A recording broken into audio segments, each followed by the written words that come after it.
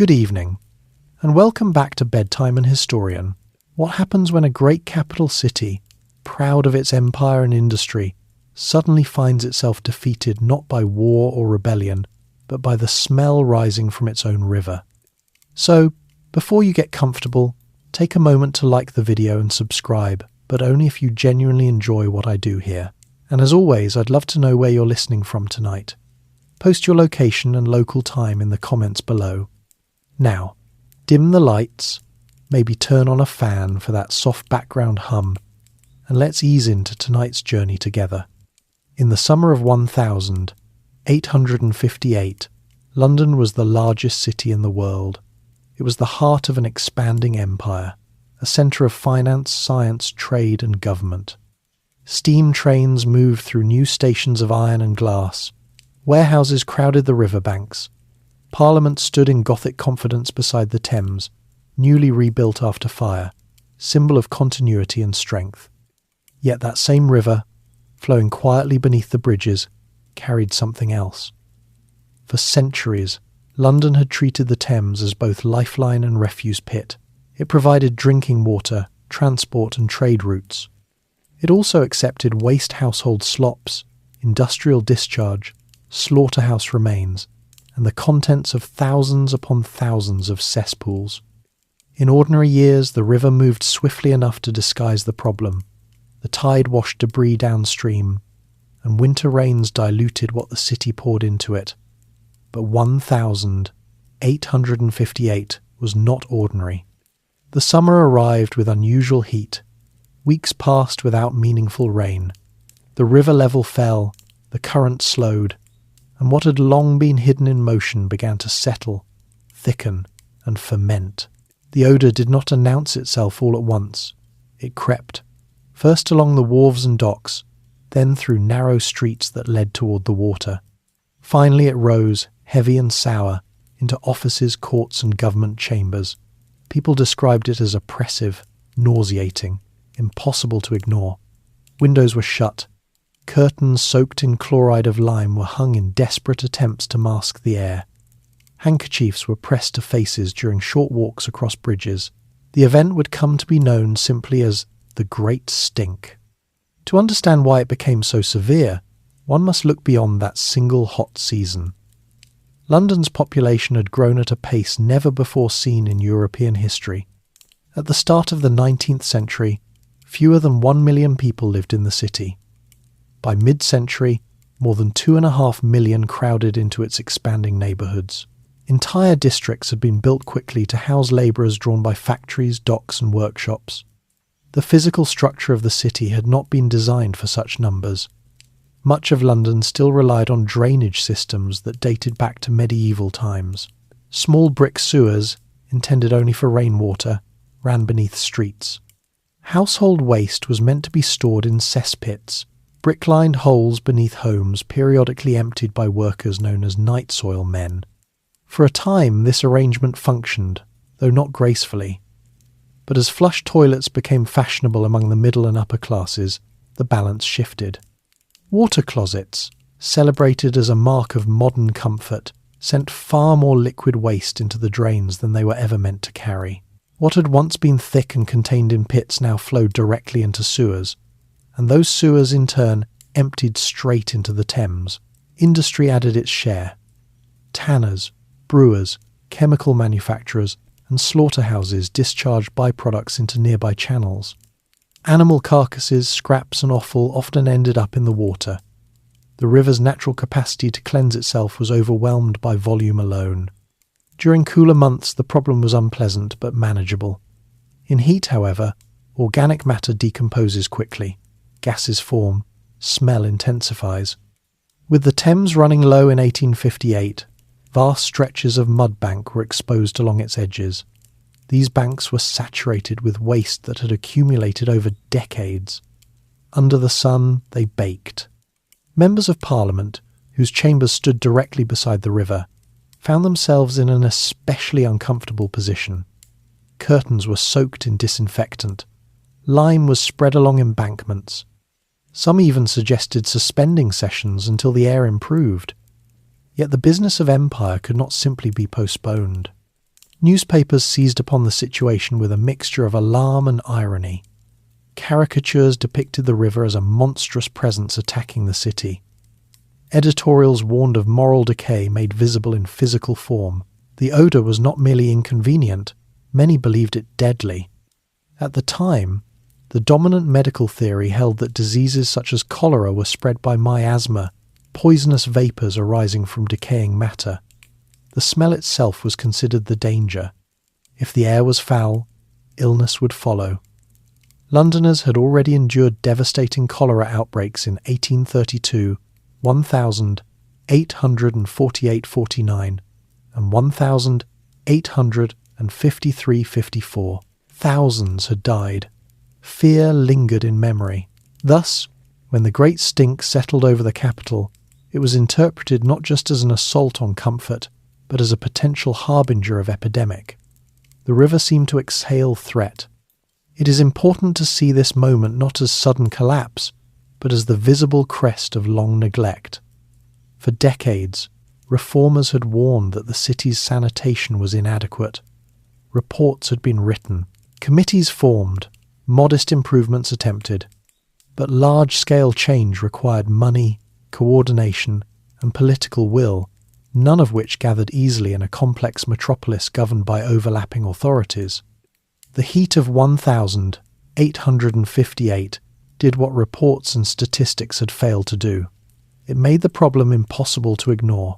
It affected the powerful directly. When discomfort entered the chambers of decision-makers, urgency followed. Yet even in this crisis, daily life continued. Market carts still crossed bridges. Steamers moved cautiously through thickened water. Children played in streets not far from the riverbanks. Many working-class families, accustomed to persistent odours, endured the summer with resignation rather than outrage. The experience of the stink varied by class and proximity. Observers from abroad were astonished. How could the capital of a global empire allow its principal river to degrade so completely? The contrast between Britain's industrial achievement and its basic sanitation was striking. Behind the scenes, engineers had already proposed solutions. Plans for intercepting sewers, large tunnels that would collect waste before it reached central London and carry it downstream had been discussed. Funding had stalled. Political hesitation had slowed progress. Now the environment itself forced a decision. The Great Stink did not erupt in dramatic scenes or riots. It spread steadily, day by day, through air that felt thick and unmoving. It was an event defined less by spectacle than by persistence. One could not escape it. That was its power. As June turned to July, the question before London was no longer whether the river smelled. It was whether the city could continue to function without fundamentally changing the way it dealt with its own waste. By the time the summer of 1858 pressed its heat against London's streets, the roots of the crisis reached far back into the city's earlier centuries. London had never been designed in a single, unified plan. It had grown gradually, layer upon layer, shaped by fire, trade, migration, and necessity. Medieval lanes curved where fields once lay. Parish boundaries defined neighbourhoods more clearly than any grand civic blueprint. Beneath this patchwork surface lay a drainage system that reflected the same slow evolution. In medieval London, most waste disposal was simple and local. Homes relied on cesspits, brick-lined holes dug beneath yards or cellars. These pits collected human waste and household refuse. Periodically, workers removed the contents at night, carrying it beyond the city to be used as fertilizer. The system was unpleasant but practical for a population measured in tens of thousands rather than millions. Rainwater drained through small channels and culverts into the Thames or its tributaries. These early sewers were never intended to carry large volumes of human waste. Their purpose was to prevent flooding after storms. For centuries, that distinction mattered little because most waste remained contained in pits. The early 19th century altered this balance. London expanded rapidly as the Industrial Revolution gathered pace. Factories and workshops drew labourers from rural counties. New districts rose along former farmland. Housing was constructed quickly, often without attention to long-term infrastructure. Streets were laid, houses built, and only afterward did authorities consider how waste might be managed. Population growth was staggering. Between 1801 and 1851, London's population more than doubled. Entire parishes that once held a few thousand residents now contained tens of thousands. Overcrowding became common in poorer districts, where multiple families shared small rooms. In such conditions, cesspits filled faster than they could be emptied. At the same time, technological innovation altered domestic life. The flush toilet, refined during the 18th century, became increasingly fashionable among wealthier households. The device seemed modern and hygienic. With a pull of a handle, waste disappeared from view. It was a symbol of comfort and progress. Yet the mechanism relied on water to carry waste away. That water flowed into the same drains originally meant only for rain. As more homes installed water closets, the volume entering the sewers increased dramatically.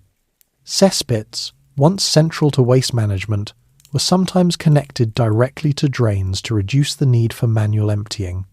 The result was a steady transfer of solid waste into channels unprepared to receive it. Industrial activity compounded the strain. London's economy depended on trades that generated byproducts difficult to dispose of discreetly. Tanneries used chemicals to treat hides. Breweries produced large quantities of liquid waste. Slaughterhouses processed animals brought from surrounding regions. Without comprehensive regulation, much of this material entered nearby streams or drains. The Thames functioned as the final outlet. For generations, the river had been London's artery of commerce. Barges transported coal, grain, and manufactured goods along its length. Ferries and steamers carried passengers between districts. The river also provided drinking water. Companies extracted water upstream, filtered it through rudimentary systems, and distributed it to households. This dual role, supplier of water and receiver of waste, created a fragile equilibrium. When population density was lower, the river's tidal flow dispersed contaminants. Twice daily, the tide rose and fell, moving water upstream and downstream. For many years, this motion was assumed sufficient to cleanse the river naturally. As the city grew, the assumptions remained while conditions changed. The volume of discharge increased far beyond what earlier generations had imagined. Mud banks along the river accumulated layers of organic matter. In cooler weather, decomposition proceeded slowly. In heat, it accelerated. Administrative fragmentation hindered coordinated reform. London was governed not by a single authority, but by a web of vestries, parishes, and commissions. Each managed its own streets and local concerns. Proposals for a comprehensive sewer system required agreement across jurisdictions. Funding such projects demanded shared taxation. Disputes over cost and responsibility delayed action repeatedly. In 1848, Parliament passed the Public Health Act, establishing a General Board of Health. The measure was influenced by growing awareness of sanitary conditions and their relation to disease. Yet its powers were limited and often resisted by local authorities wary of central control. Implementation varied widely across districts. The engineer Joseph Bazalgette, who would later become central to reform, was already involved in metropolitan drainage projects during the 1840s and 1850s. Plans existed to construct intercepting sewers, large tunnels running parallel to the Thames that would capture waste before it entered the river at central points. These tunnels would carry sewage eastward, away from densely populated areas. Despite the technical feasibility of such schemes, political hesitation slowed progress. Meanwhile, daily life adapted to compromise. In poorer neighbourhoods, overflowing cesspits contaminated nearby wells. In wealthier districts, residents believed themselves insulated by distance and private water companies. Yet contamination did not respect class boundaries. Water drawn from the Thames often contained microscopic organisms invisible to the eye but capable of causing severe illness. The introduction of piped water systems added complexity. As water became more readily available, consumption increased. Greater water usage meant greater waste flow, Without expanded sewer capacity, the existing drains simply discharged more frequently into the river. Street cleaning provided only surface relief. Mud and refuse were scraped away, but underlying drainage remained insufficient. In heavy rains, sewers overflowed, backing into basements and streets. In dry weather, their contents stagnated. Engineers and reformers debated solutions. Some advocated improved cesspit management. Others argued for large-scale sewer construction. The cost estimates were significant, and many taxpayers resisted higher rates. Political leaders faced competing priorities, including transportation, infrastructure, and public buildings. Throughout these debates, the Thames continued to receive the city's waste. Bargemen navigated waters that shifted in colour and clarity with the seasons. Fishermen found catches declining. Residents near the banks complained of persistent odours even before 1858. The growth of London was celebrated as evidence of national strength. Railways connected the city to distant regions. Telegraph lines transmitted messages at unprecedented speed. The Crystal Palace exhibition of 1851 had displayed technological triumphs from across the globe. Yet beneath these achievements lay a basic vulnerability: the city's inability to manage its own byproducts. As 1858 approached, multiple factors converged. Population density was high, water consumption had increased, sewer capacity remained inadequate, administrative reform had stalled. The river bore cumulative layers of discharge from decades of expansion. When the heat settled over London that summer, it exposed the consequences of this gradual imbalance. The smell that would become infamous was not an isolated anomaly. It was the logical outcome of infrastructure designed for a smaller city operating under the strain of industrial modernity. The Great Stink was therefore less a sudden disaster than a moment of recognition. It forced London to confront the gap between its global stature and its local realities. Beneath the impressive facades of Parliament and railway termini lay brick tunnels too narrow for the age they served.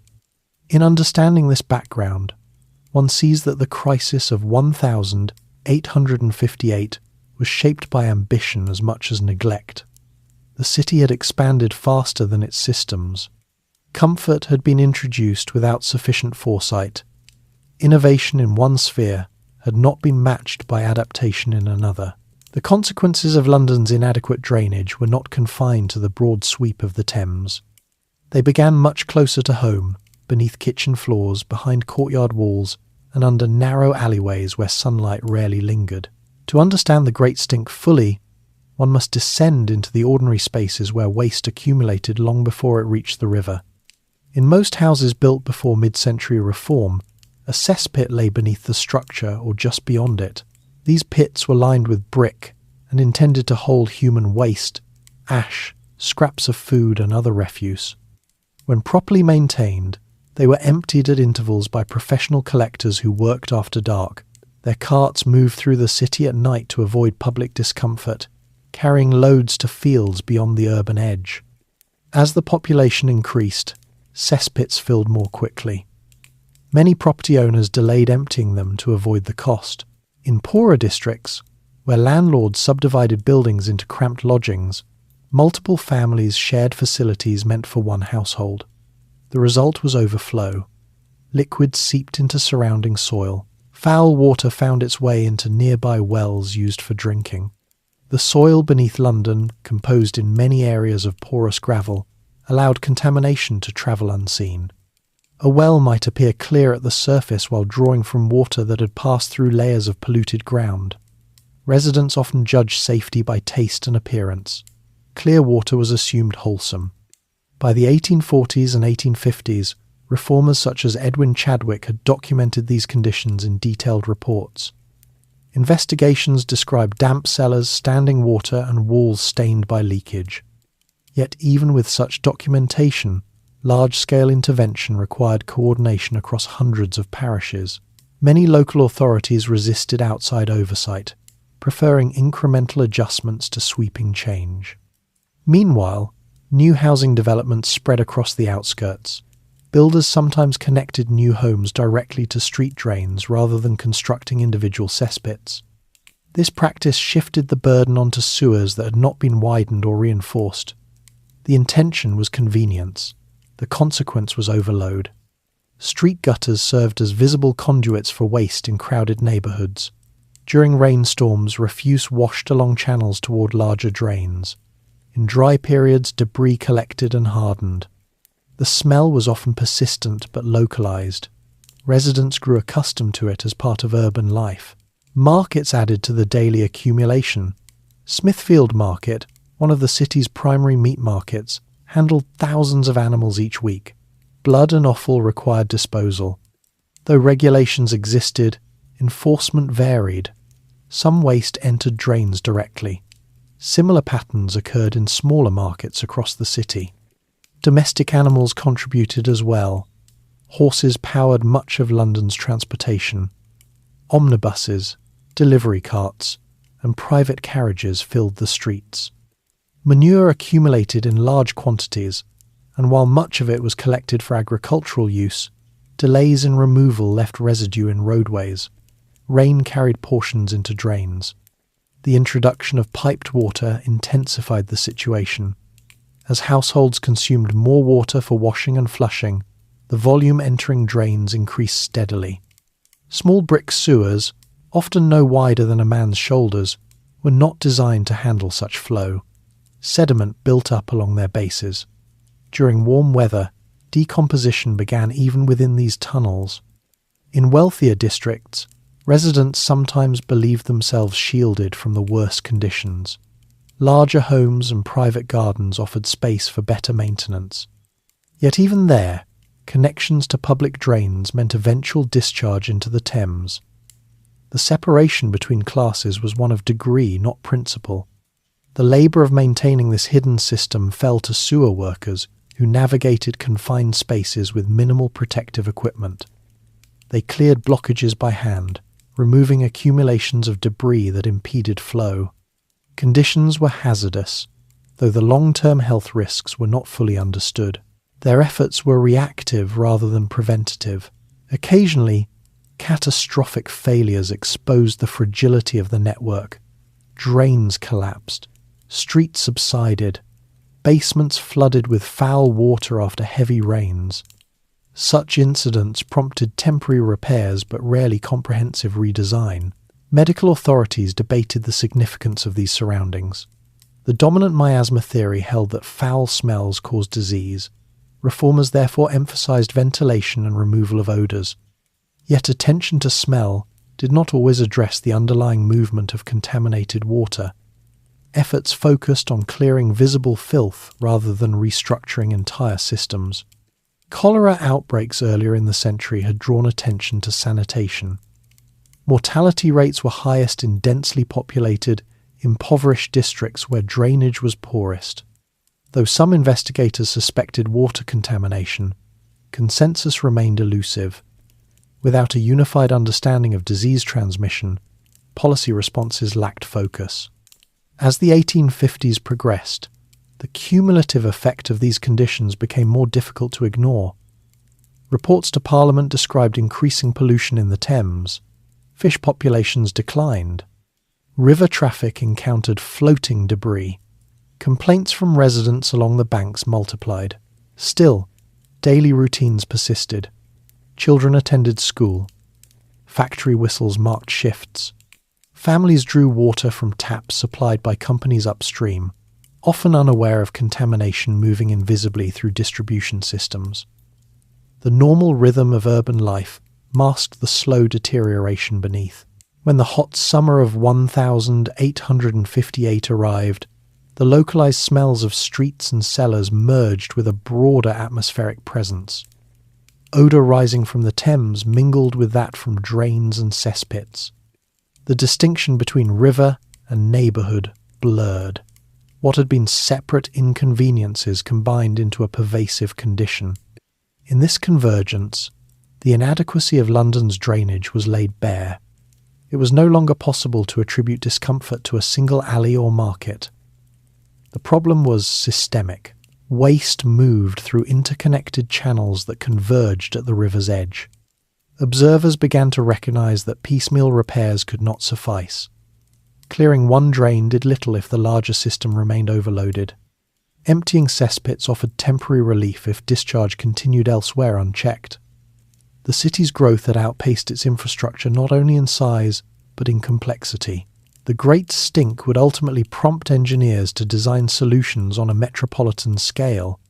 But before such plans could be approved and constructed, London had to experience the full consequence of decades of incremental compromise. In homes across the city, residents coped as best they could. Windows were opened at night in hope of cooler air. Vinegar and disinfectants were sprinkled in rooms. Newspapers carried advice on protective measures. Yet these gestures addressed symptoms rather than structure. Beneath pavements, the old sewers continued to channel their contents toward the Thames. The river waited at the end of every gutter. All roads of London's drainage led, in the end, to the Thames. The river had shaped the city's history long before the Industrial Revolution transformed its scale. It determined trade routes, influenced settlement patterns, and provided the water on which daily life depended.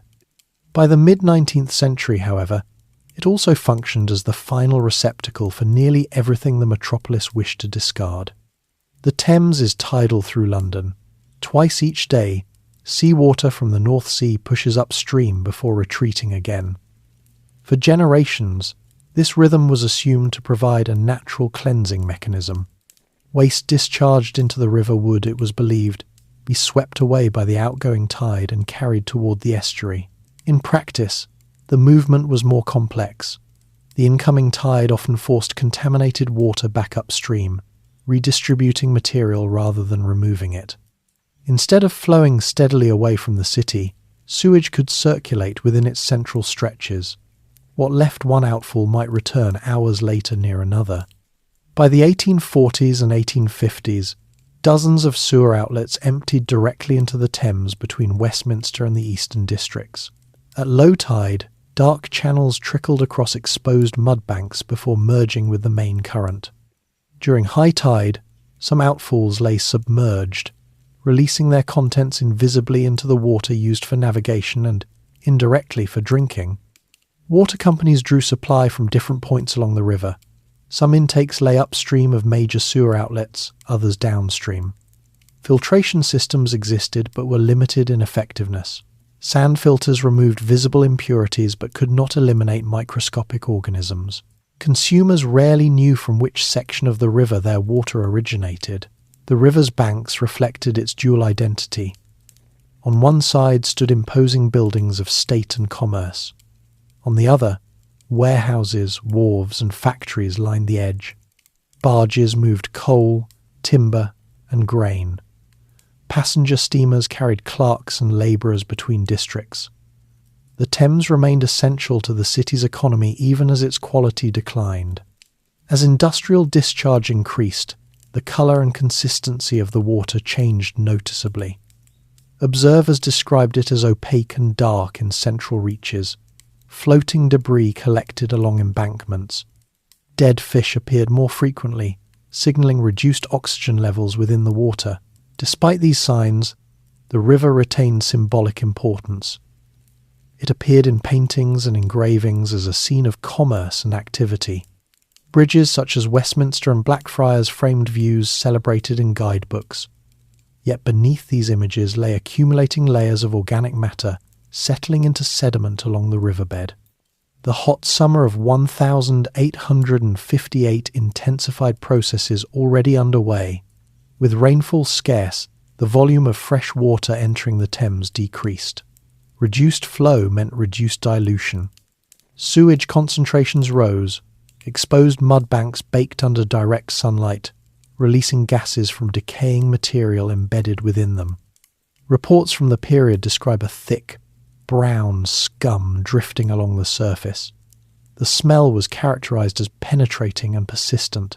Those crossing bridges found the experience unpleasant enough to shorten their routes where possible. Workers along the river wore cloths over their faces. The proximity of Parliament to the river magnified the issue's visibility. The newly completed Palace of Westminster stood directly beside the water. Its ventilation system drew in air from the surrounding environment. When that air carried the odour of decomposition, the effect within legislative chambers was immediate. Attempts to mitigate the smell were improvised. Lime was spread along sections of the riverbank in hope of neutralising odour. Curtains soaked in chloride of lime were hung at windows. These measures provided only partial and temporary relief. It became increasingly evident that the river could no longer perform the dual role assigned to it.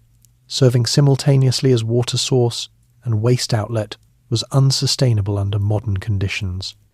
The density of discharge overwhelmed tidal motion.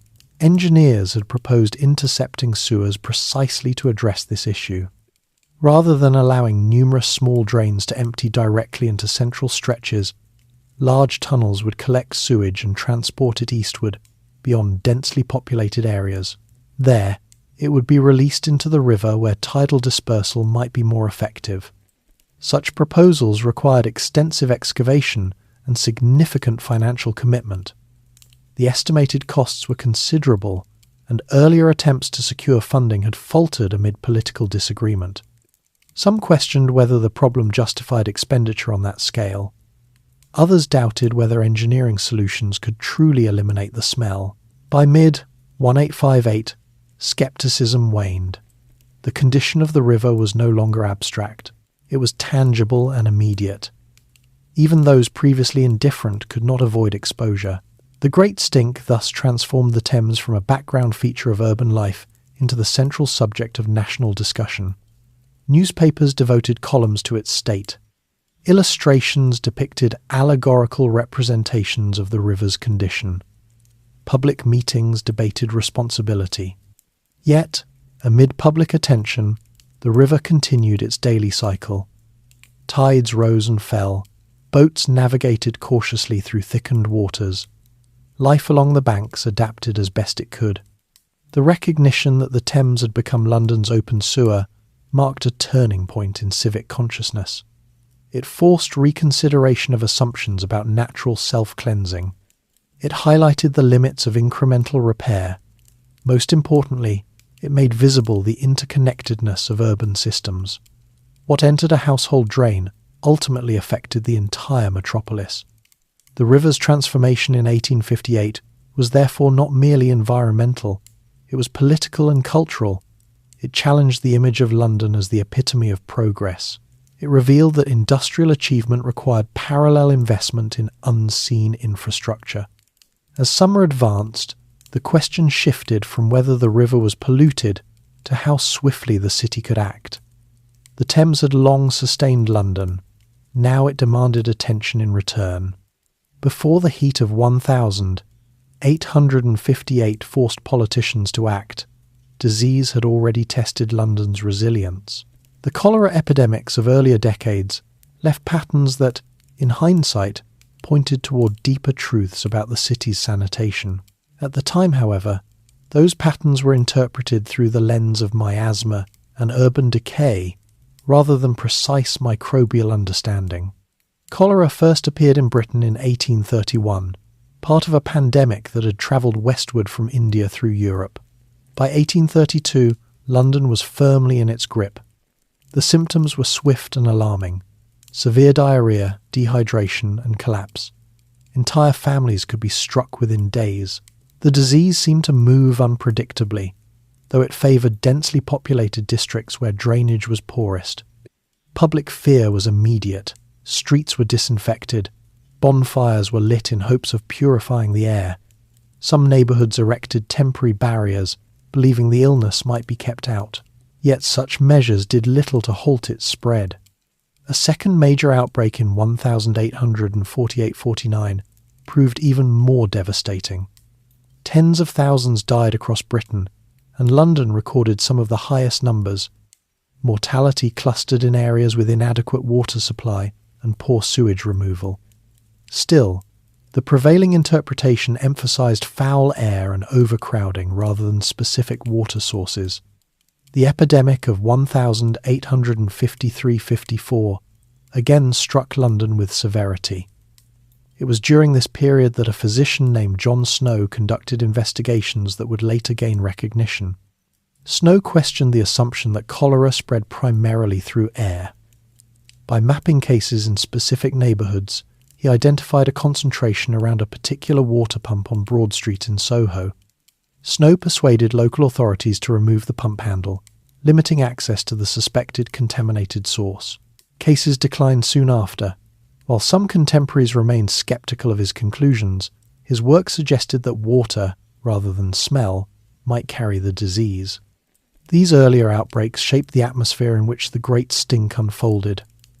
Though cholera was not rampant in 1858, memory of its devastation lingered. Citizens understood that sanitation and survival were linked, even if the precise mechanism remained debated. The Board of Health had responded to prior epidemics by commissioning reports and recommending improvements. Drainage, clean water supply, and waste removal featured prominently in these recommendations. Implementation, however, was inconsistent. Financial concerns and political resistance slowed progress. By the late 1850s, some improvements had been made. Certain water companies relocated their intake points further upstream, away from central sewer outlets. Filtration methods were refined modestly, yet the underlying issue of massive sewage discharge into the Thames persisted. The Great Stink occurred against this backdrop of partial reform and incomplete understanding. It did not coincide with a major cholera outbreak, but many feared that one might follow. The hot weather and stagnant water seemed conditions ripe for renewed epidemic. Medical journals debated the likelihood. Some argued that the smell, however intense, did not necessarily predict cholera. Others maintained that the presence of decaying matter in the river created an unhealthy atmosphere. Without consensus, anxiety filled the gap. Meanwhile, mortality statistics from previous years remained available to policymakers. They demonstrated that cholera mortality was highest in districts served by certain water supplies. Though not universally accepted as proof of waterborne transmission, these statistics contributed to growing unease about the river's condition. The combination of historical memory and present discomfort amplified the crisis. It was not only that the river smelled, it was that Londoners had witnessed what unsanitary conditions could produce. The city's vulnerability had been documented in death registers and parish records. Within Parliament, discussion increasingly linked the smell to broader public health concerns. Even those sceptical of John Snow's conclusions could not deny that sanitation reform had potential to reduce disease. The evidence, though incomplete, pointed toward the need for structural intervention. Public opinion evolved gradually. Where once cholera had been viewed as an inevitable visitation, many now saw it as preventable through environmental improvement. The sanitary movement gained moral authority. Cleanliness was framed not merely as comfort, but as civic duty. As summer advanced in 1858, the absence of a major epidemic provided slight relief. Yet this absence did not diminish urgency. On the contrary, it underscored the opportunity to act before another outbreak occurred. The Great Stink offered a visible reminder of risk without the immediate burden of widespread mortality. Thus, the earlier cholera epidemics served as a quiet foundation for reform. They had exposed weaknesses in London's infrastructure. They had encouraged investigation and debate. They had revealed that urban growth carried hidden costs. When the river's odour reached intolerable levels, policymakers could no longer treat sanitation as a peripheral issue. It had already been tested by disease.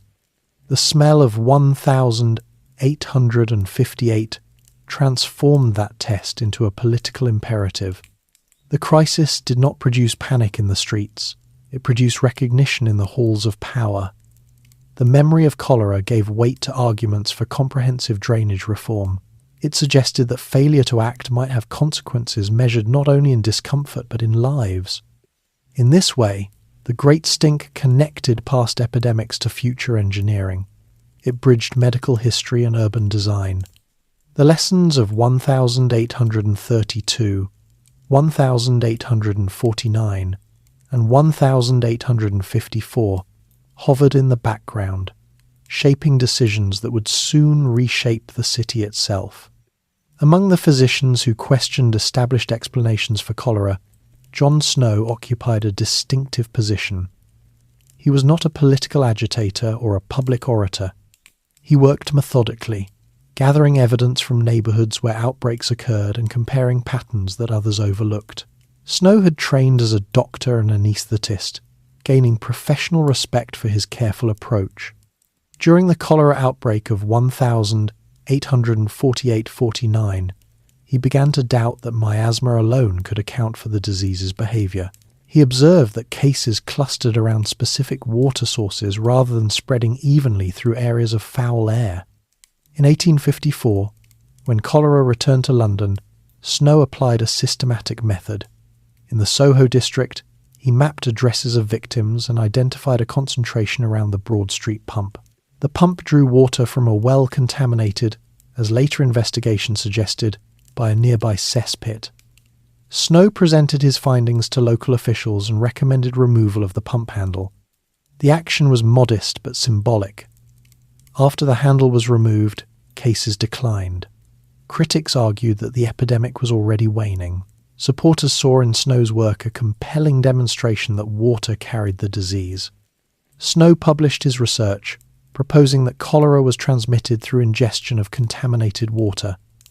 His conclusions challenged prevailing orthodoxy. Without knowledge of bacteria, he could not identify the organism responsible. Yet his epidemiological reasoning anticipated later discoveries. During the Great Stink of 1858, Snow's ideas were known but not universally embraced. He had died that same year, in June, just as the smell of the Thames reached its height. His work, however, circulated among reformers and some medical authorities. The significance of Snow's findings lay not only in medical theory, but in their implications for infrastructure. If waterborne transmission was correct, then protecting drinking supplies from sewage contamination became paramount. The solution required more than deodorizing the air.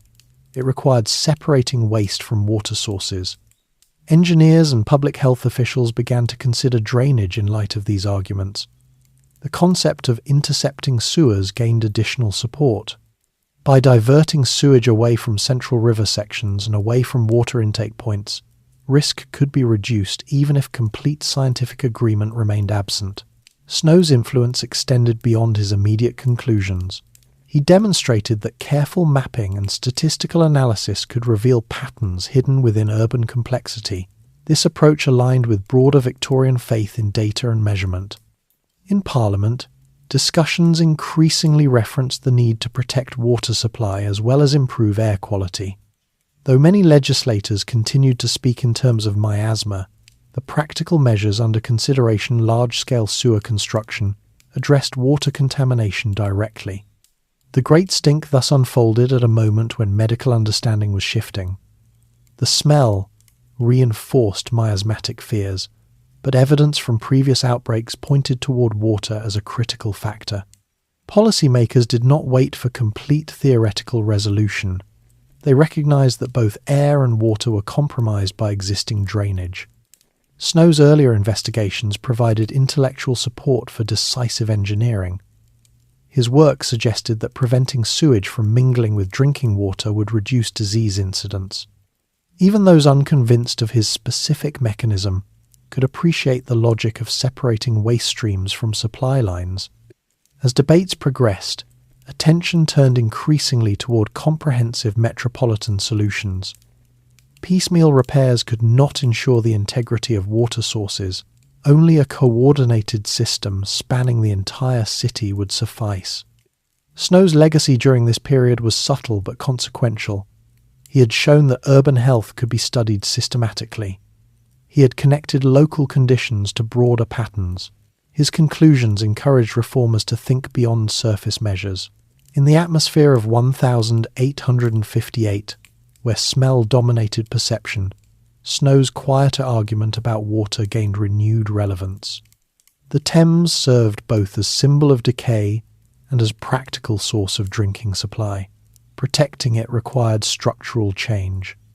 Though he did not live to see the full realization of London's new sewer system, Snow's reasoning formed part of the intellectual foundation upon which it was built. His challenge to conventional wisdom exemplified the transition from inherited assumptions to evidence-based public health. The Great Stink, therefore, was not only a sensory crisis but a turning point in medical thought. It coincided with a moment when ideas about disease transmission were evolving. Engineering decisions made in response to odour would also align with emerging scientific insight. As Parliament prepared to act, the influence of Snow's work, combined with the practical necessity of addressing the river's condition, helped shape the course of reform. The city stood at the intersection of experience and evidence, compelled to design systems that acknowledged both. By early June 1858, the smell rising from the Thames could no longer be treated as an inconvenience confined to river traffic or dockside workers. It entered the very rooms where laws were debated and budgets approved. The Palace of Westminster, newly rebuilt after the fire of 1834, stood directly beside the river's edge. Its Gothic towers and stone facades symbolised national authority, yet its ventilation drew in the same air that drifted upward from the exposed mud banks below. Members of Parliament found their sessions increasingly difficult to endure. Windows were draped with cloths soaked in chloride of lime. Ventilators were adjusted. Attempts were made to mask the odour with chemical treatments. None proved sufficient. The smell penetrated chamber and corridor alike, persistent and unmistakable. Reports from the time describe legislators pressing handkerchiefs to their faces during debates. Some shortened speeches. Others suggested relocating temporarily to avoid the worst conditions. The idea of suspending parliamentary business altogether was raised but rejected. The machinery of government could not simply pause. The proximity of discomfort to power altered the tone of discussion. For years, proposals for comprehensive drainage reform had circulated through committees and reports. Funding had been debated and deferred. Local authorities had disputed responsibilities. Now the issue became immediate. On the 15th of June, 1858, Benjamin Disraeli, then leader of the House of Commons, addressed the situation directly. He acknowledged the severity of the problem and supported swift legislative action. The Metropolitan Board of Works, established in 1855 to coordinate infrastructure projects across London, was positioned to implement large-scale solutions if granted authority and funds. Within weeks, Parliament passed legislation enabling the board to raise substantial loans to finance construction of a new sewer system. The speed of this decision contrasted sharply with previous years of hesitation. The Great Stink had compressed political timelines. Public reaction mirrored parliamentary urgency. Newspapers that had long criticised sanitary neglect now reported on legislative progress with cautious approval. Editorials framed the crisis as both embarrassment and opportunity. London, they argued, must align its infrastructure with its imperial stature. The Metropolitan Board of Works, under the chairmanship of Sir John Thwaites, moved to empower its chief engineer, Joseph Bazalgette. Bazalgette had already developed plans for intercepting sewers during earlier discussions. His proposals envisioned a network of large tunnels running parallel to the Thames, capturing waste from smaller drains before it reached central river sections. The plan was ambitious.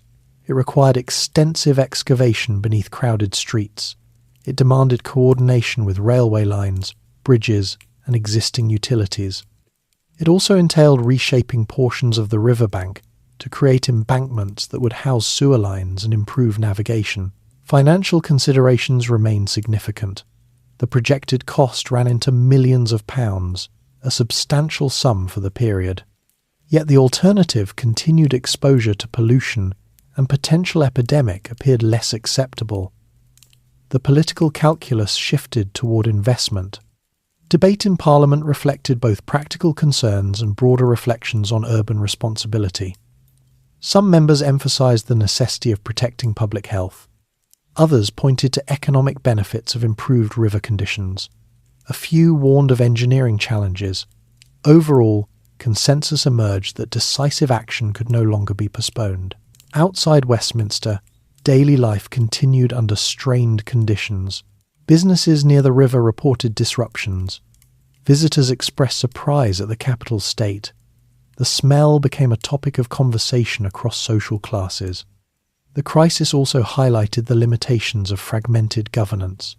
The Metropolitan Board of Works had been created precisely to overcome parochial disputes among London's numerous local authorities.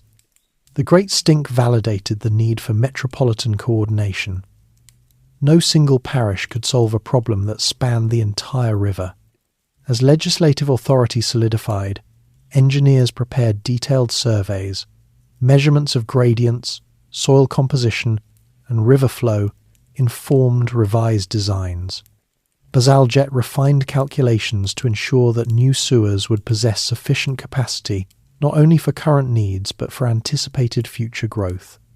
The urgency of 1858 did not eliminate technical caution. Construction of such a system required precision. Tunnels had to maintain consistent gradients to allow gravity to carry waste efficiently. Brickwork had to withstand pressure and prevent leakage. Outfalls downstream had to discharge sewage, where tidal action would disperse it more effectively. Parliament's willingness to allocate funds marked a turning point in the relationship between government and urban infrastructure. Sanitation was no longer treated as a purely local matter. It became a national concern, justified by public health and civic reputation. The Great Stink, therefore, achieved what decades of reports had struggled to accomplish. It transformed sanitary reform from abstract recommendation into legislative reality. The discomfort experienced within the Palace of Westminster translated directly into authorization for large-scale engineering. As summer progressed, temporary measures continued while long-term plans advanced. The smell did not vanish immediately, but behind the scenes, preparations began for a transformation that would alter London's physical structure. The crisis of odour had compelled the machinery of government to act. In doing so, it set the stage for one of the most ambitious civil engineering projects of the 19th century. By late June and into July of 1858, the heat settled over London with a persistence that deepened the crisis. The Thames ran low, its surface thickened by the accumulation of discharge from countless drains. Along the river's edge, wide stretches of mud lay exposed, dark and glistening under the sun. The smell intensified in proportion to the temperature. Observers noted that the odour seemed strongest in the early afternoon, when warmth was at its height. River traffic slowed as crews attempted to navigate waters that appeared almost viscous in certain reaches. Those crossing Westminster Bridge did so quickly. Even seasoned boatmen remarked on conditions unlike any they had previously encountered. The Palace of Westminster continued its sessions, though attendance fluctuated. Some members withdrew temporarily to country residences if circumstances allowed. Others endured, aided by the chemical-soaked curtains that hung at windows and the regular application of lime along embankments. Newspapers described the scene in direct terms. They spoke of a river transformed into a channel of waste, of air heavy with decay. Foreign correspondents sent dispatches noting that the capital of a global empire struggled with sanitation at a fundamental level. The contrast between Britain's industrial leadership and its environmental conditions drew pointed commentary. Yet the Great Stink did not produce visible unrest. There were no riots along the embankments, no mass protests in the streets. Instead, the crisis operated through discomfort and embarrassment. It eroded confidence quietly but steadily. Medical authorities monitored mortality statistics closely. Despite widespread fear, no immediate cholera epidemic accompanied the smell. This absence complicated interpretation. Some took it as evidence that miasma theory overstated the direct link between odour and disease. Others argued that danger remained imminent. The Metropolitan Board of Works accelerated its preparations. Detailed engineering drawings were finalised. Contracts for construction were drafted. Surveyors marked routes for intercepting sewers that would run north and south of the river, converging toward downstream outfalls. Joseph Bazalgette refined calculations concerning flow capacity. He considered not only present population levels but projected growth. His design incorporated tunnels of substantial diameter, some large enough for a man to walk upright within. The intention was to create a system capable of accommodating future expansion rather than merely addressing immediate crisis. Funding arrangements were formalised. Loans authorised by Parliament allowed the board to proceed without delay. The urgency of the summer had overcome previous reluctance to commit such sums. Public discourse shifted from complaint to anticipation. Reports described proposed embankments that would not only conceal sewers, but also reclaim land from the river, creating new roadways and public spaces. The project promised aesthetic as well as sanitary improvement. Meanwhile, the heat continued. Riverbanks remained exposed at low tide. Those living in riverside districts endured persistent odour. Businesses adapted where possible. Some establishments closed windows and limited operations during peak hours of smell. The Great Stink reached its symbolic height in July. It had become a subject of satire and serious commentary alike. The river, once celebrated in poetry and commerce, was now invoked as a reminder of urban neglect. Gradually, toward the end of summer, weather patterns shifted. Rainfall increased. The Thames rose, and the concentration of waste diminished somewhat as dilution improved. The immediate intensity of the odour subsided, yet the memory of its severity remained vivid. Importantly, legislative momentum did not fade with the smell. Contracts had been signed. Engineering teams mobilised. The crisis had advanced beyond temporary reaction to long-term commitment. The peak of the Great Stink therefore marked both culmination and transition. It represented the most visible manifestation of accumulated neglect. It also served as the catalyst that secured authorization for structural change. By the close of summer 1858, London stood, poised to undertake a transformation beneath its streets and along its riverbanks. The immediate discomfort began to recede, but the decisions forged in its midst would reshape the city's future. With legislative authority secured and funding arranged, attention turned fully to the man responsible for translating ambition into structure. Joseph Bazalgette, chief engineer of the Metropolitan Board of Works, had spent years preparing for this moment. Though the Great Stink accelerated political approval, the conceptual groundwork for reform had already passed across his drafting tables. Bazalgette was trained as a civil engineer during an era when Britain was reshaping itself through railways, bridges, and docks.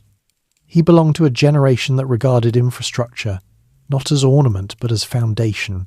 His earlier work included drainage improvements in various districts of London, giving him first-hand knowledge of the city's subterranean complexity.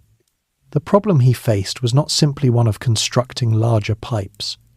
London's existing sewer network consisted of numerous small drains built at different times under different authorities.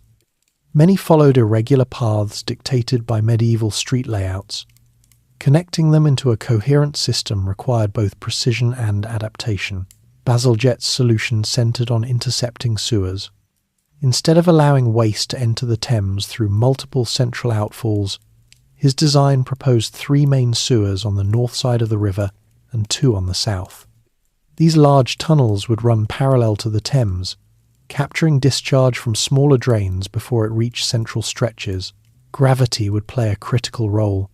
The sewers were designed with careful gradients so that waste would flow eastward naturally. Where the natural slope of the land proved insufficient, pumping stations would lift sewage to higher levels, allowing gravity to resume its work. These stations themselves would become notable architectural features in later years. The intercepting sewers would converge toward outfalls located far downstream at Barking on the north bank and Crossness on the south. There, sewage would be discharged into the river at points where tidal flow could carry it away from densely populated areas. The approach did not eliminate pollution entirely, but it removed the immediate threat from central London. Bazalgette's calculations were deliberately generous. He anticipated continued population growth and increased water usage. Rather than designing for current demand alone, he doubled capacity estimates in certain sections. This foresight would later prove essential, as London expanded further in subsequent decades. Construction required coordination on a scale rarely attempted in urban settings. Streets had to be excavated without halting daily commerce. Rail lines crossed proposed sewer routes. Gas and water pipes already occupied underground corridors. Each obstacle demanded careful planning. The project also included construction of embankments along the Thames. These embankments served multiple purposes. They provided foundations for sewer tunnels. They reclaimed land from the river, creating new roadways such as the Victoria Embankment. They improved navigation by narrowing and straightening portions of the river channel. Public perception of the project evolved from relief to curiosity. Newspapers reported on the scale of excavation. Illustrations depicted bricklayers working deep below ground. The scale of labour required thousands of workers over more than a decade. Financing remained substantial. The total cost would eventually exceed £3 million, a significant investment for the time. Repayment was structured through long-term loans and rates levied across metropolitan districts. The burden was shared broadly, reflecting recognition that sanitation benefited all. Bazalgette approached the task with a combination of technical rigour and administrative patience. Detailed records were kept of brick quantities, mortar composition, and tunnel dimensions. Quality control mattered, as failure in any section could compromise the entire system. The Great Stink had provided urgency. Bazalgette supplied execution. He did not frame his work in dramatic terms. For him, the project represented a logical response to urban growth. Engineering, applied methodically, could resolve problems created by expansion. As excavation commenced, Londoners witnessed the visible signs of transformation. Streets were opened, earth was removed in great quantities. Temporary disruptions accompanied progress, yet the sense of purpose remained steady. The decision to invest in comprehensive sewer reform signalled a shift in civic priorities. Infrastructure previously hidden from public attention now occupied headlines. The health of the city became linked explicitly to the competence of its engineers.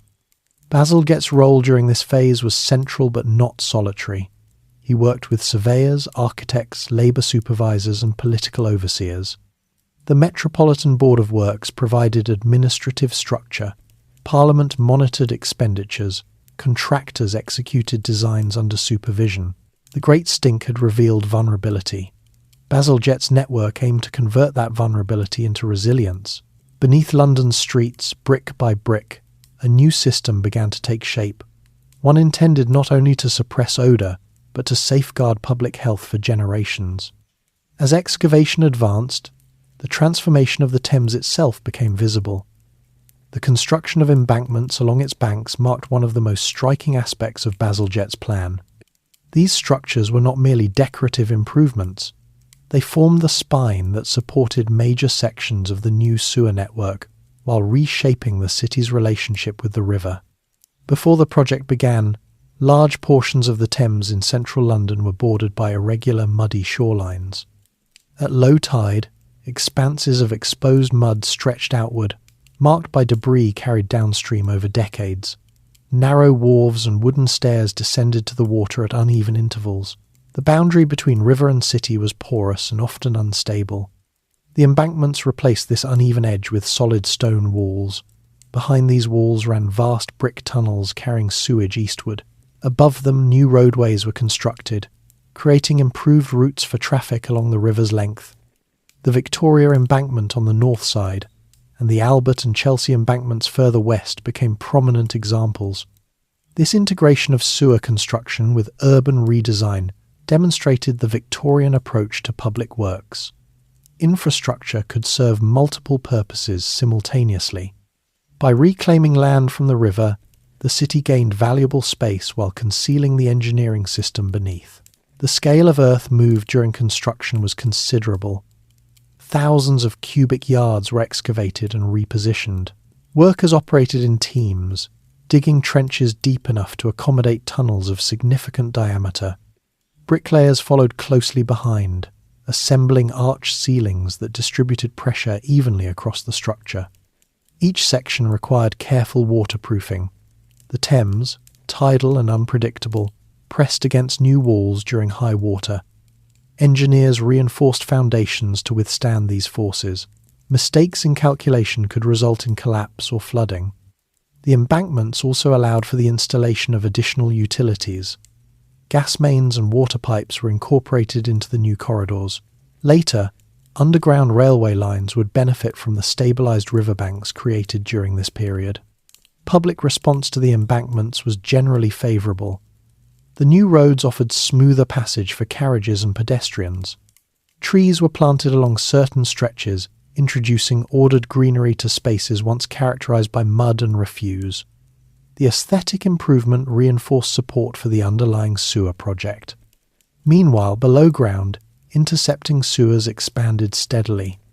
Large egg-shaped tunnels were chosen for their structural advantages. The narrower base concentrated flow during periods of low volume, preventing stagnation. During heavy rain, the wider upper section accommodated increased discharge. Labour conditions varied. Workers operated in confined spaces illuminated by lamps. Ventilation was limited, and the risk of collapse or exposure to noxious gases remained present. Despite hazards, the project provided employment for many, at a time when steady work was valued. Engineering challenges demanded adaptation. Existing buildings sometimes lay directly above proposed sewer routes. In such cases, underpinning techniques stabilized foundations while excavation proceeded below. Coordination with property owners required negotiation and compensation. The project extended over more than a decade.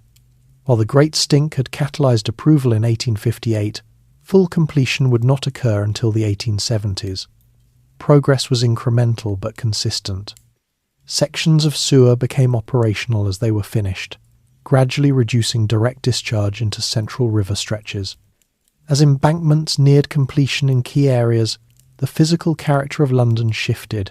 Where once irregular wharves crowded the river's edge, uniform stone facades now lined the banks. Traffic flowed along new thoroughfares. The river channel narrowed slightly, increasing current speed and aiding navigation.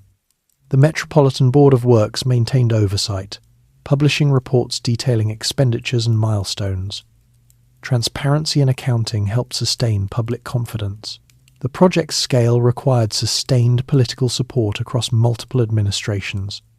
Bazalgette's foresight in designing for future capacity proved prudent. Even as construction continued, London's population grew further. Industrial activity expanded. The decision to oversize tunnels prevented immediate obsolescence. The embankments symbolized more than improved sanitation. They represented a reassertion of control over natural and urban forces. By redefining the river's boundary, London signalled its intention to align environment with engineered order. The Great Stink had exposed the consequences of neglect. The embankments embodied the response, deliberate, structural, and visible. Beneath their stone surfaces ran the hidden channels that would carry away the city's waste, reducing the burden on the Thames.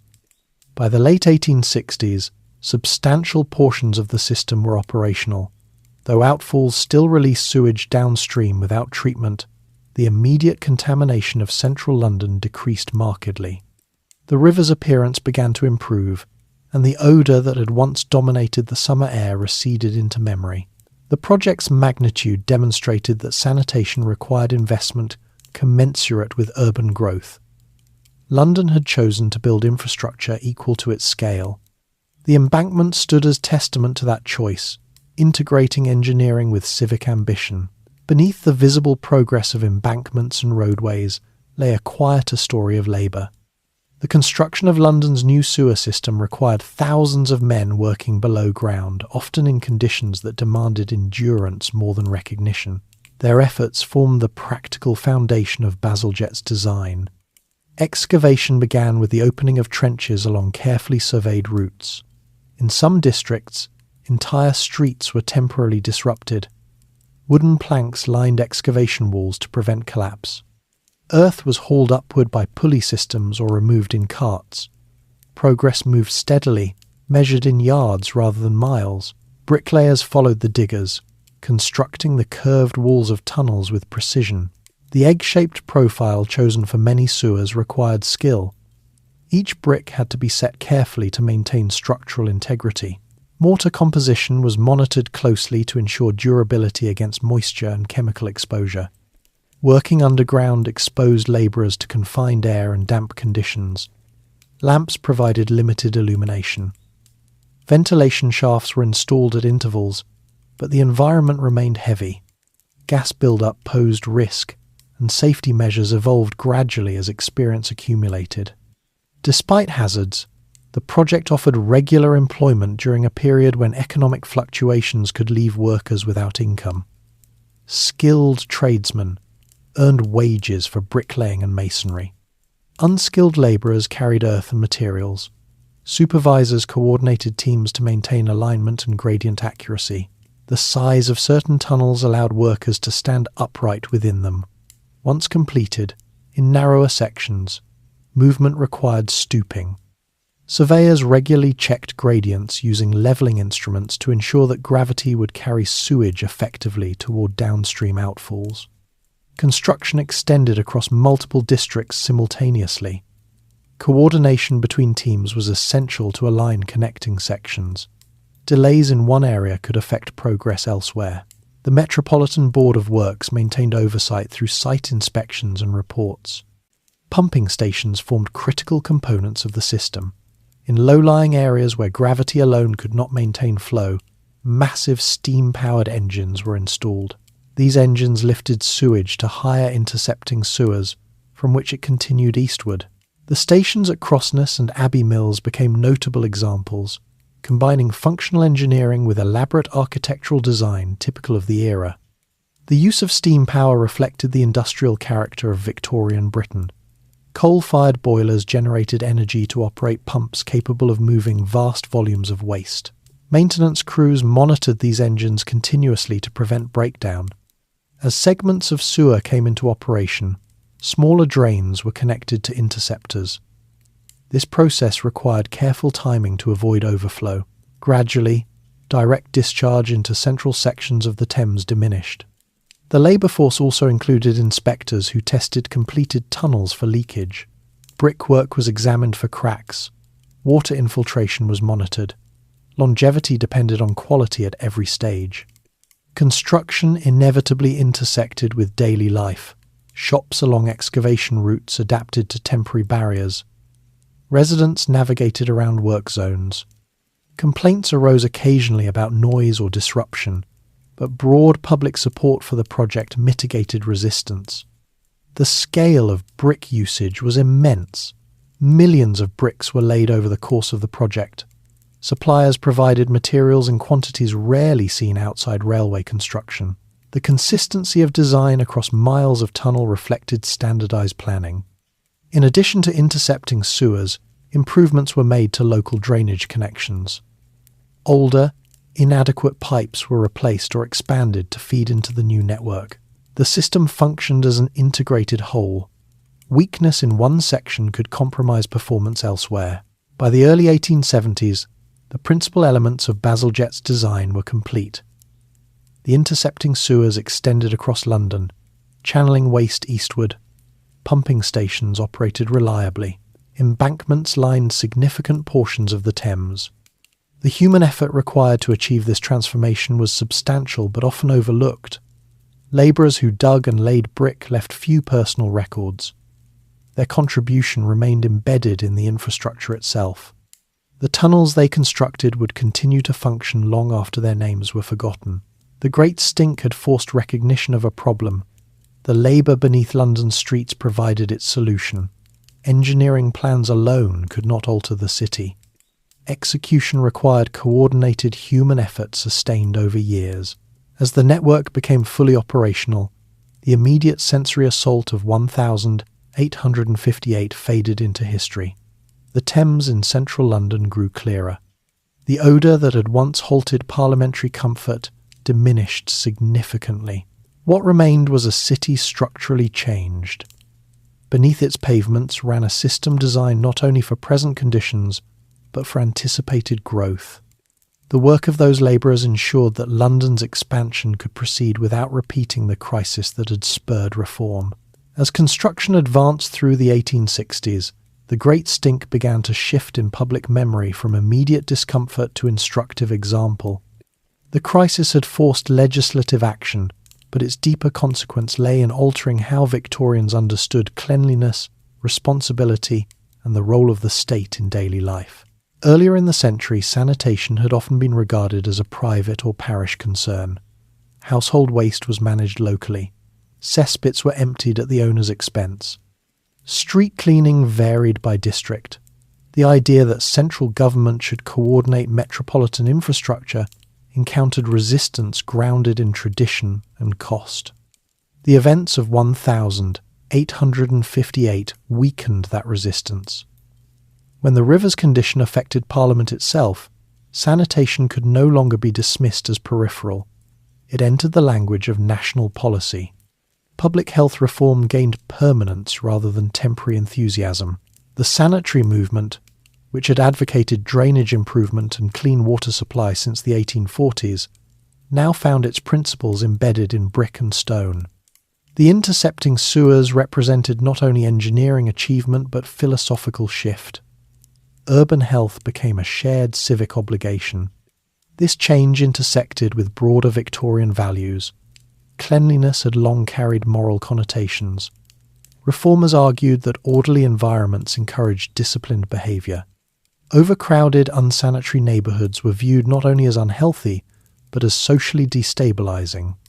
Improved drainage therefore aligned with efforts to reduce poverty and disorder. New legislation expanded public health oversight. Local boards received clearer mandates regarding water supply, refuse removal, and street maintenance. Inspectors were appointed to monitor compliance. Though implementation varied, the direction of policy was evident. Education also reflected evolving attitudes. Public health manuals circulated advice on hygiene. Schools introduced lessons emphasizing cleanliness. Middle-class households increasingly adopted regular bathing practices, aided by improved water supply infrastructure. The sewer system itself contributed indirectly to these changes. As waste was removed more efficiently, urban odour diminished. Streets became more habitable. Riverbanks reclaimed through embankment construction provided promenades and open spaces where once mud and refuse dominated. The relationship between citizen and government shifted subtly.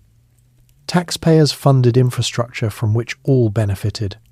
In return, they expected competent administration.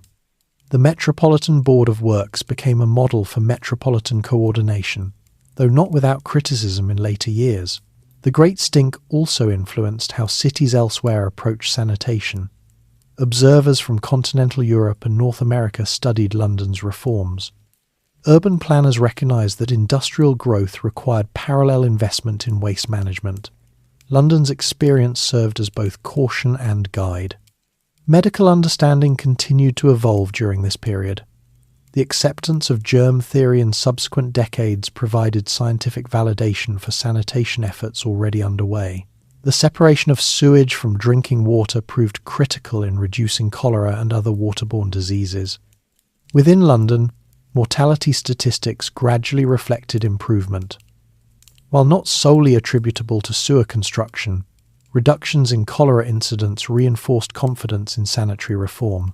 The memory of earlier epidemics receded as infrastructure strengthened. Attitudes toward the Thames changed as well. Once regarded with resignation as polluted beyond remedy, the river began to recover in central stretches.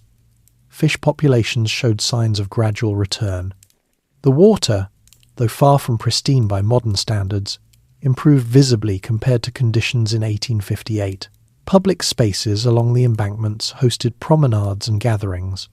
The river regained aesthetic value alongside functional utility. Its transformation symbolized the possibility of urban renewal through coordinated effort. The Great Stink thus marked more than a summer of discomfort. It catalyzed an enduring shift in how Victorians balanced private convenience with public welfare. The flush toilet, once introduced without sufficient infrastructure, now operated within a system designed to manage its consequences. Responsibility for sanitation expanded beyond individual households to encompass metropolitan design. Engineering became an instrument of social policy. The health of the city was treated as a measurable outcome, influenced by planning. This evolution did not eliminate all urban problems. Overcrowding persisted in certain districts. Industrial pollution continued to affect air quality, yet the principle that large-scale infrastructure could mitigate environmental risk gained acceptance. By the 1870s, the new sewer network functioned as intended. Though downstream discharge still occurred without treatment, the immediate burden on central London had been relieved. Discussions began about future improvements, including sewage treatment methods that would emerge later. The cultural memory of the Great Stink remained vivid for those who had endured it. It served as a reminder that progress required maintenance. Infrastructure, once built, demanded oversight and adaptation. In reflecting on this period, one sees the emergence of a modern conception of the city as an interconnected system. Waste removal, water supply, transportation, and housing formed parts of a larger whole. Neglect in one area reverberated elsewhere. The crisis of 1858 had exposed interdependence. The reforms that followed institutionalized that understanding. Victorian London, shaped by both industrial ambition and sanitary necessity, entered a new phase of urban development grounded in coordinated planning. By the early 1870s, the principal elements of Bazalgette's sewer network were complete, and its technical scale invited careful examination. What had begun as an emergency response to the Great Stink now stood as one of the most extensive engineering systems in the world. The design reflected a combination of mathematical foresight, practical adaptation, and confidence in brick as a durable material. The network consisted of roughly 1,100 miles of street sewers connected to more than 80 miles of main intercepting sewers. These main tunnels varied in size, some reaching nearly 11 feet in height. Their egg-shaped cross-section was deliberate. During periods of low flow, sewage concentrated in the narrow lower channel, maintaining velocity and preventing sediment from settling. During heavy rainfall, the broader upper portion accommodated increased volume without overflow. Gradients were calculated with precision. Even slight misjudgments could lead to stagnation or backflow. Surveyors employed levelling instruments to ensure consistent slope across miles of underground passage. In districts where natural topography hindered gravity flow, pumping stations provided elevation adjustments. The Crossness pumping station on the south bank and Abbey Mills on the north became central nodes. At these sites, enormous beam engines lifted sewage upward before it continued toward outfalls. The engines were powered by steam generated from coal-fired boilers. Their mechanical reliability was essential. Interruption could disrupt large sections of the network. Brick remained the primary construction material. Its availability and durability suited subterranean conditions. Millions of bricks were laid in carefully bonded patterns to distribute pressure evenly. Mortar composition was monitored to resist chemical erosion from sewage. Ventilation shafts punctuated the network at intervals. These shafts allowed gases to escape and facilitated maintenance access. Manholes provided entry points for inspection crews who monitored blockages and structural integrity. The embankments integrated sewer lines within their foundations. This design minimized surface disruption and protected tunnels from river intrusion.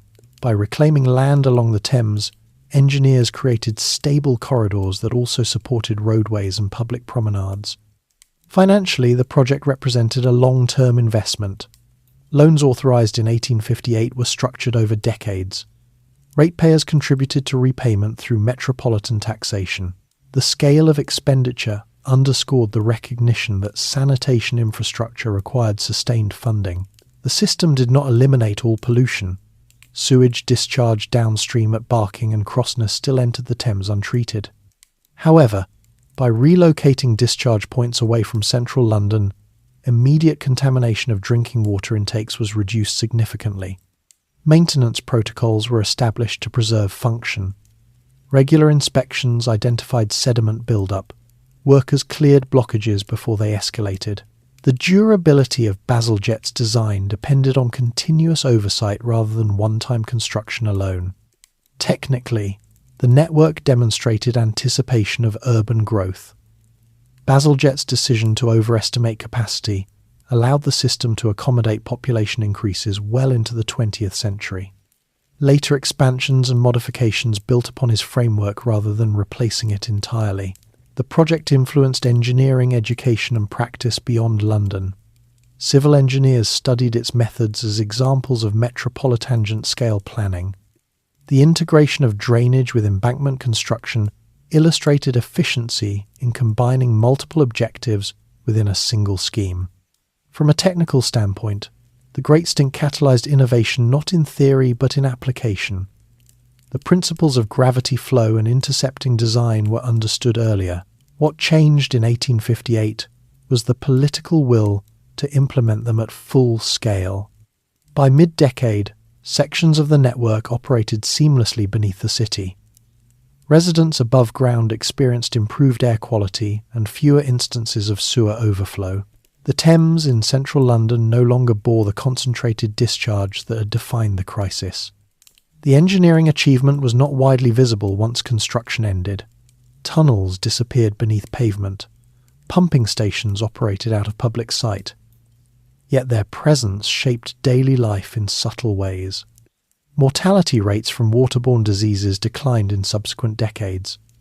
While improvements in medical understanding also contributed, the separation of sewage from water supply proved fundamental. The infrastructure created resilience against conditions that had once produced epidemic. The Great Stink had exposed a deficiency in urban design. Section by section, brick by brick, that deficiency was addressed through calculated intervention. The resulting system embodied Victorian confidence in engineering as a solution to social and environmental challenges. As London continued to expand, the sewer network adapted.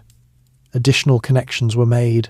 Technological upgrades improved pumping efficiency, yet the core structure established after 1858 remained central. In assessing the technical scale of the reform, one sees how crisis translated into measurable construction. The network's miles and dimensions reflect more than engineering statistics. They represent the physical manifestation of a city determined not to repeat the conditions that once rendered its river unbearable. As the main elements of the new sewer network came fully into operation during the late 1860s and early 1870s, changes along the Thames became gradually apparent. The transformation did not occur overnight, nor did it restore the river to pristine condition. Yet compared to the summer of 1858, central London experienced a marked improvement. Direct discharge from dozens of small sewer outlets into the heart of the city had been intercepted. Waste now travelled eastward through concealed tunnels before entering the river far downstream. In Westminster and the city, the water appeared clearer. The thick surface scum that had once alarmed observers diminished significantly. River traffic benefited from embankment construction. The narrowing and straightening of certain stretches increased current speed, reducing stagnation. Wharves were reorganised. Navigation became more predictable. Commercial use of the Thames continued, now accompanied by improved infrastructure. The odour that had defined the Great Stink receded into memory. During hot summers, unpleasant smells could still arise, particularly downstream near outfalls. But the intense concentration that once enveloped Parliament did not return. For many Londoners, daily life no longer required constant adaptation to river air. Public promenades along the Victoria and Albert embankments drew residents and visitors alike. Trees lined the new roadways. Gas lamps illuminated evening walks. The river regained a measure of civic pride. Water supply improvements complemented sewer reform. Intake points for drinking water had already been relocated further upstream in the years preceding the Great Stink. Combined with reduced central contamination, these measures lowered the risk of waterborne disease. Mortality data over subsequent decades reflected significant decline in cholera incidence. After the epidemic of 1866, which primarily affected East London where drainage improvements were incomplete, major outbreaks ceased in Britain. While multiple factors contributed, including advances in scientific understanding, the separation of sewage from water supply proved decisive. The sewer system's durability became evident as London continued to expand. Population growth accelerated in suburban districts. Yet, the core intercepting network accommodated increased load without fundamental redesign. Bazalgette's decision to oversize key tunnels ensured resilience. Attention gradually turned to the problem of downstream pollution. Though central London had been relieved, sewage discharged at Barking and Crossness accumulated along tidal flats. Complaints arose from communities nearer the estuary. By the late 19th century, further measures were proposed to address treatment rather than simple relocation.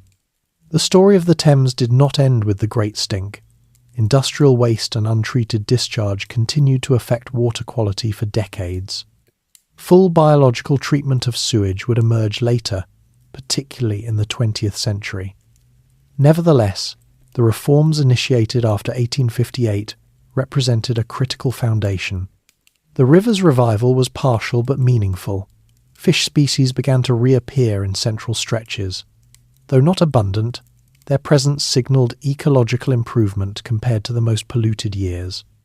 Urban observers noted the contrast between the river's appearance before and after embankment completion. Engravings and photographs from the 1870s depict a more orderly waterfront, reflecting Victorian confidence in engineered landscapes. For Parliament and government institutions, the improvement removed a source of embarrassment. The Palace of Westminster no longer required lime-soaked curtains to mask river air. Legislative sessions proceeded without interruption from environmental discomfort. The Great Stink thus achieved its immediate objective: compelling reform that alleviated central contamination. Its longer legacy extended into urban planning and environmental awareness. By the closing decades of the 19th century, London had redefined its relationship with the Thames. The river remained industrial and busy, but it was no longer the open sewer that had overwhelmed the capital in 1858. The improvements were not absolute, nor were they universally distributed at once. Yet the direction of change was clear. Infrastructure could restore balance between city and river when supported by political commitment. The summer of 1858 had exposed a limit. The years that followed demonstrated that such limits could be addressed through sustained effort. Beneath London's streets, the brick tunnels carried waste away silently, preventing repetition of the crisis that had once dominated public life. By the end of the 19th century, the memory of the Great Stink had settled into a quieter place within London's story. It was no longer an immediate concern, nor a topic of daily discussion. Yet it lingered as a reminder that progress required attention to what lay beneath the surface. Victorian London had confronted a condition that exposed the limits of unchecked expansion. The river's transformation into an open sewer had not occurred suddenly. It had developed gradually as population, industry, and domestic comfort outpaced infrastructure. The crisis of 1858 forced alignment between growth and responsibility. The sewer network designed by Bazalgette did not eliminate all environmental challenges. Downstream communities continued to address issues related to discharge. Later generations would invest in treatment works and environmental regulation to refine what had begun in response to odour. Yet the essential principle had been established. Waste must be managed systematically and at scale. The impact extended beyond engineering. The Great Stink contributed to the development of modern public health administration. It reinforced the idea that urban well-being depended on coordinated governance rather than isolated efforts. Sanitation entered the realm of public expectation. Over time, the Thames regained a measure of ecological vitality unimaginable during the summer of 1858. Fish returned to central waters. Riverbanks became sites of leisure rather than avoidance. The embankments built to house sewers evolved into promenades and transportation corridors integral to city life. The durability of the Victorian system stands as quiet testimony to foresight. Many of the original brick tunnels continue to operate beneath London's streets. Modern expansions, such as new deep-level tunnels designed to reduce overflow during heavy rainfall, connect to the foundations laid in the 19th century. The Great Stink remains instructive because it reveals how environmental strain can surface gradually before becoming impossible to ignore. It shows how political institutions respond when confronted directly with the consequences of inaction. It illustrates how engineering, guided by careful calculation, can address systemic imbalance. In the broader arc of urban history, the episode underscores a recurring theme. Cities are living systems. Their vitality depends on networks that sustain health as reliably as visible structures support commerce and culture. Neglect of these systems invites crisis. Investment in them secures continuity. London's experience in 1858 did not occur in isolation. Industrialization across Europe and North America produced similar tensions. Yet the intensity of the Great Stink, striking at the heart of government, ensured that reform would be decisive. Today, discussions of sustainability, environmental protection, and urban resilience echo lessons first confronted during that hot summer. The balance between consumption and disposal, between convenience and consequence, remains central to city planning. The story of the Great Stink concludes not with spectacle but with integration. The crisis was absorbed into the city's evolution. Brick tunnels beneath streets carried away waste quietly, preventing recurrence of the conditions that once halted parliamentary comfort. As night settles over modern London, the Thames flows between embankments shaped by 19th century resolve. Beneath its banks, the sewers continue their steady work. The air above no longer carries the burden that once defined an entire season.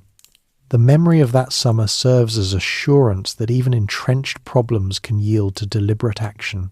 The Great Stink transformed embarrassment into infrastructure, discomfort into design, and neglect into long-term planning. Now, as you rest and let the sounds around you fade into quiet background hum, consider how much of a city's strength lies unseen. Beneath stone and pavement, beneath river and road, systems operate steadily so that daily life may proceed without interruption. London learned this lesson through heat and odour in 1858. It responded with brick, calculation, and coordinated effort. The result endures, carrying forward the quiet promise that cities can adapt when they choose to act. Take a slow breath. Let the image of the river at dusk settle gently in your mind. The crisis has long passed. The structures remain.